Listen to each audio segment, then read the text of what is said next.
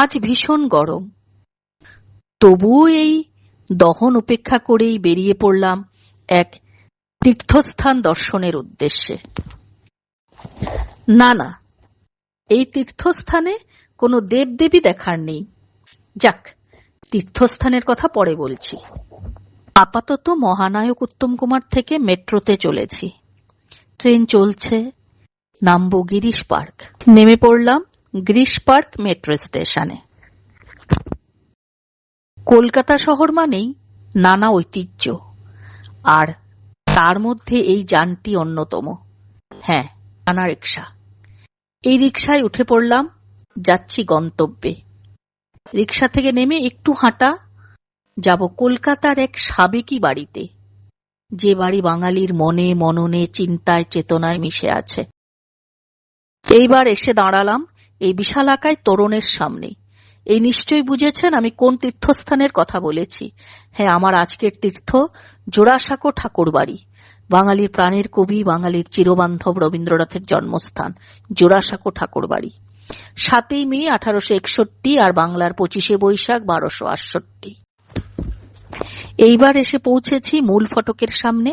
এখানে কাউন্টার থেকে টিকিট কেটে ভেতরে প্রবেশ করতে হয়। একটু মন খারাপ হয়ে গেল, এখানে ভেতরে কোনো ভিডিও করতে দেওয়া হয় না। স্থির চিত্র তুলতে দেওয়া হয় অনুমতি নিয়ে, কিন্তু তা শুধু বাইরের প্রাঙ্গণে।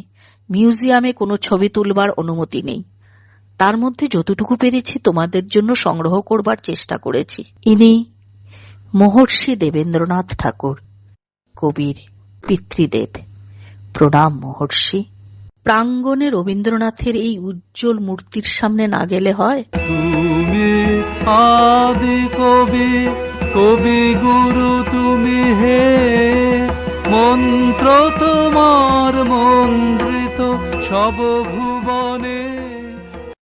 এবার এলাম রথীন্দ্র মঞ্চের বাইরে।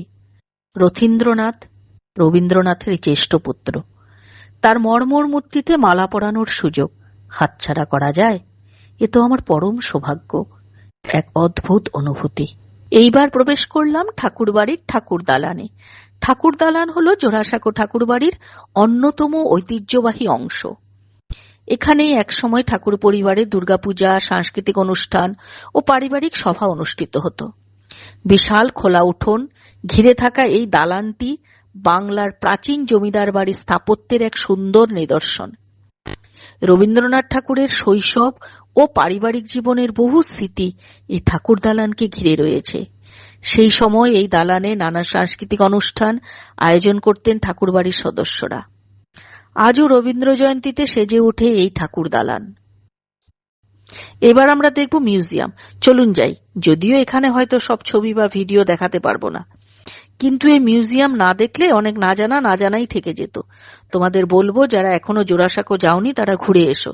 যা দেখলাম তার মধ্যে রবীন্দ্রনাথের খাবার ঘর, স্ত্রী মৃণালিনী দেবীর হেসেল ঘর, কবির শয়নকক্ষ। রবীন্দ্রনাথ পৃথিবীর বিভিন্ন স্থানে ঘুরে বেরিয়েছেন, যেমন চীন, Japan, Russia, America, Thailand, Italy. সেই সব স্থানের আলাদা আলাদা কক্ষ রয়েছে এই মিউজিয়ামে, যা থেকে অনেক তথ্য পাওয়া যায়। জোড়াসাঁকো ঠাকুরবাড়িতে বর্তমানে একটি জাপান গ্যালারি রয়েছে, যেখানে রবীন্দ্রনাথ ও জাপানের সম্পর্কে নানা স্মৃতি সংরক্ষিত আছে। এরকম আরো অনেক গ্যালারি রয়েছে যা তোমাদের সমৃদ্ধ করবে। 1941 সালের 7ই অগাস্ট বাংলার 22শে শ্রাবণ 1348 তার মহাপ্রয়াণ ঘটে এই ঘরটিতে।